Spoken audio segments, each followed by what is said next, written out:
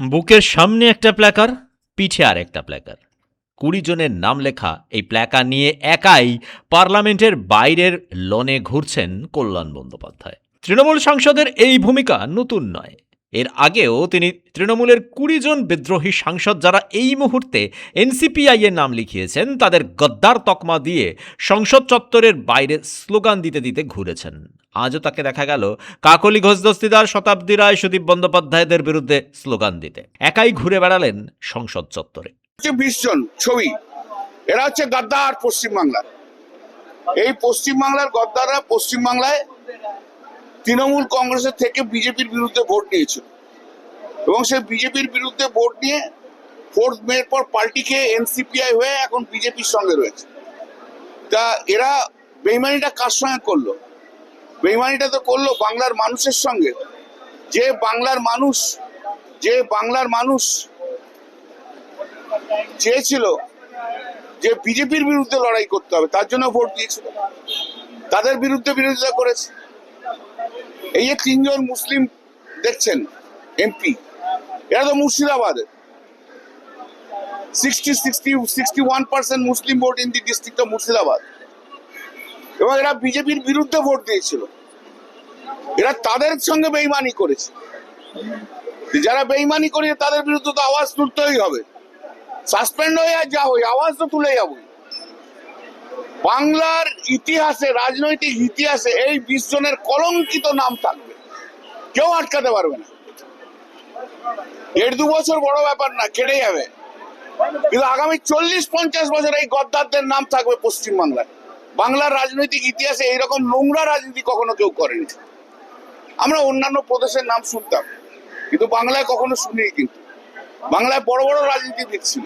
তাকে দেখে আবার প্রিয়াঙ্কা গান্ধী সহ কংগ্রেস নেতারা মজা করলেন বেশ খানিকটা। প্রিয়াঙ্কা আবার দল ভাঙার কথাও শোনালেন কল্যাণকে। কল্যাণ জানতে চাইলেন রাহুল গান্ধী কোথায়।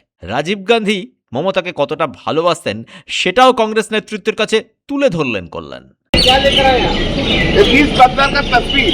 दादा इधर पार्लियामेंट के अंदर है। दादा इधर प्लीज थोड़ा सा बता दीजिए। ये इसको तो डिफेक्शन होना चाहिए, इसको तो डिफेक्शन होना चाहिए।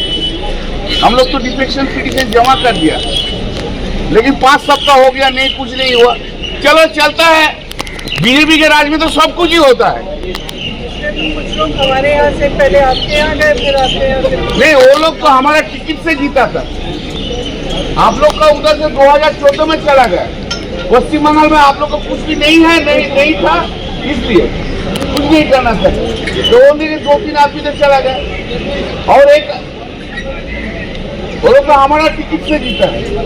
कभी आपको वो लोग को भी आपको टिकट से पार्लियामेंट में नहीं आया। ये तो कांग्रेस ही।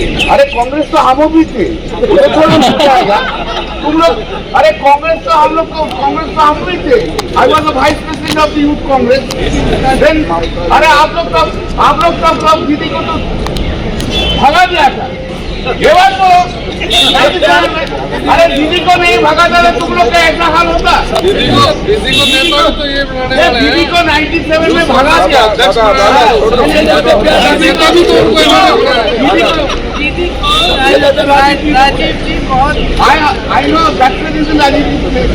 राजीव जी बहुत प्यार करते थे। राजीव जी ने दीदी के ऊपर सम्मान दिया। और सोनिया गांधी बेटी। अरे पप्पू सिंह सुनो भाई, ज्यादा मत बोलो। उस टाइम कांग्रेस सीपीएम का साथ, कांग्रेस सीपीएम का साथ एक हो गया। हमारा फाइट का सीपीएम करवा, सब सीपीएम का साथ एक हो गया। प्रणब का भी कांग्रेस सीपीएम का साथ एक हो गया। तो हम लोग का फाइट तो सीपीएम का बारे में।